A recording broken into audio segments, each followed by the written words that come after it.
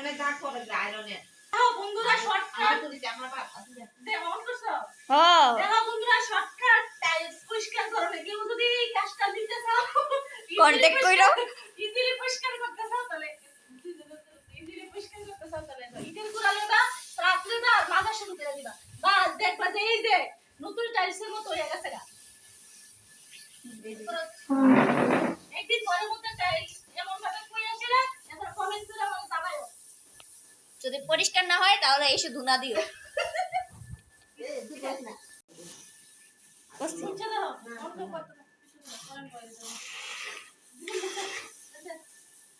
আর দিলু না মুছো কেউ যদি টাইলস পরিষ্কার করাতে চান তাহলে প্রিয়ঙ্কার সাথে মানে সরি মাহি ব্লগের সাথে যোগাযোগ করুন তাড়াতাড়ি করে।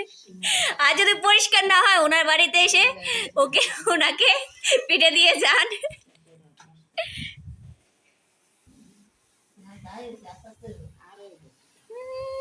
এটা সীমা দেবনাথ দেখুন কিভাবে পরিষ্কার করছে, ঘুমিয়ে ঘুমিয়ে পরিষ্কার করছে। আর প্রিয়ঙ্কা দেব দেখুন মুরগির মতন বসে আছে,